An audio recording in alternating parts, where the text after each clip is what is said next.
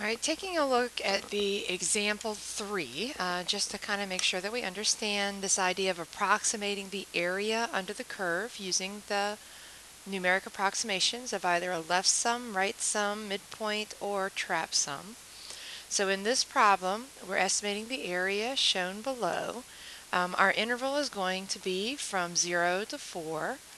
So when I do my first calculations, I'm going to calculate my delta x.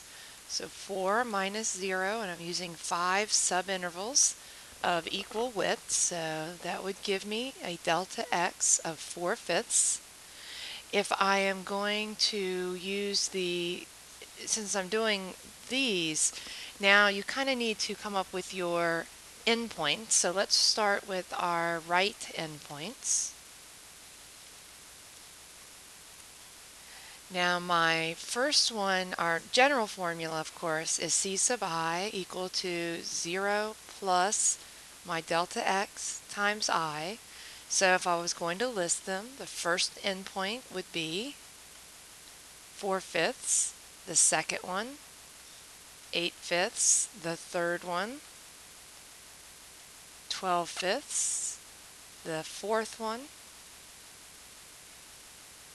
we have 4 times 4, 16/5, and the fifth one would be 4 times 5, so, well, basically 4 at the end. And so that would be my right endpoints.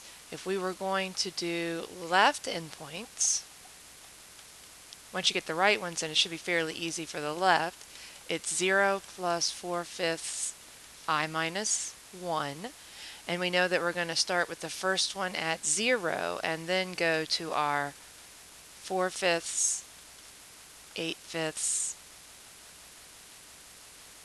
12/5, and then we end at the 16/5 for that one. All right. So using that, and then of course we still have the midpoint to do. So the midpoint, your c sub I, if we were going to use that, would be our right endpoint, 4/5 I, minus half your interval, which is 2/5. Okay. So when I go to do them, I'll just take these and subtract 2/5. So we would have 2/5, then we would have 6/5, and then we would have 10/5, which of course is 2.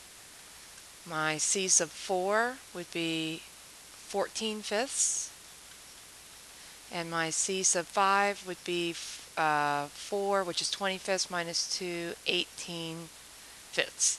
So there we have all of our values that we're going to be looking at, and we're going to have our formula up here. So we're doing our 5 subintervals. So I'm going to start with the right. So this area can be approximated with a Riemann sum of using the right endpoints, which is going to have my 4/5 times my f of, and then I just run through each of those, 4/5, f of 8/5, f of 12/5, f of 16/5, and f of 4. Okay, I'll calculate it using the calculator in a second. I can approximate my area with L5. And again, the only difference is I start at f of 0 and then fill in 4/5, f of 8/5, f of 12/5, f of 16/5. So, and again, I'll calculate it using my calculator in a second. I can approximate with my M5.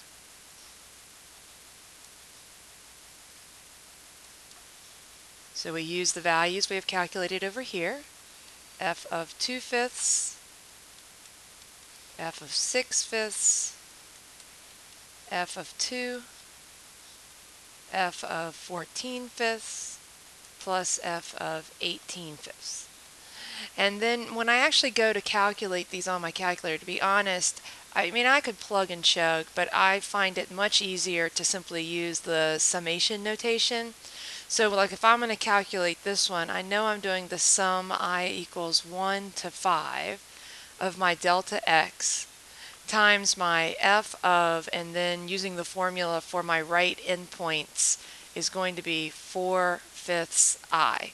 And I'm going to show you really quick how to do that. But let's go ahead and write down each of these in summation notation. 1 to 5, 4/5 f of 4/5 I minus 1. And then we would do here the sum I equals 1 to 5, 4/5 f of 4/5 I minus 2/5. All right, so I'm going to go to my calculator, and what I'm actually going to do is I'm going to enter my function into the y equals. All right, so let me just move up so I can actually see what the function is to type it in. So I'm going to come here and I'm going to type in, if I kind of do that, you can see me typing over here. I'm going to go to my y equals, and in my y1, I'm simply going to type in my x cubed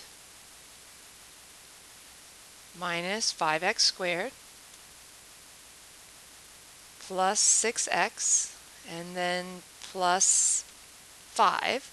And then I'm going to utilize, now that I have that in y1, I'm just going to utilize the summation. So I go math, I'm going to choose the summation one, enter. I'm going to use my variable as x. I'm going to go 1 to 5. Then I put in my delta x, which is 4/5, times, and then I need the function. And I'm going to plug in a formula for the function, so I go vars, y-vars, function, y1, and then I do function notation of, and then I put in what I need for my formula, which let's slide down again, just so I can see now these formulas. And so what I want to put in here is I want to have the input be 4/5 times my index variable. So I'm just going to go 4/5 x. So what we're basically doing here is the sum from 1 to 5 of delta x times f of the right endpoint. And then I hit enter, and it's going to give me the value 28.96, so we'll record that. Then I'll come back to my calculator, and I'm simply going to choose this and then edit it, which is because what I need to do is add in, I'm going to insert a parentheses right here, and then we're going to do x minus 1 and close your parentheses, because that would be our left endpoint now. So I hit enter for that. That's going to give me 22.56, 22.56. And then my M5, I'm going to go up again, and I'm going to go back and get this one right here. And then because what I'm going to do is I'm just going to insert right here, because it was the right endpoint minus 2/5. And then hit enter, and it will calculate for me 25.12. Now I'm going to compare that to what the calculator gives me using the function int command. So under the function int command, if you have the old calculator, you're going to put your function, you're going to put your variable, and then you're going to put your low bound, which is 0, and your high bound, which is 4. And so this is going to find a more precise estimate, kind of the idea of we're letting n go to infinity, not just the 5. So coming back, and then if you have a newer calculator, it's going to give it to us, and it's going to look like this, 0 to 4 of our f of x, which is going to be our y1, and then we're going to do dx because we're doing a delta x. As x goes to infinity is becoming dx, the differential in x. So you kind of are using our notation. And again, this is kind of what will be talked about in the next section, how this definite integral in this area how are related to each other. But for right now, we're just going to let the calculator do this calculation for us. So we choose math, we choose number 9 for our function int.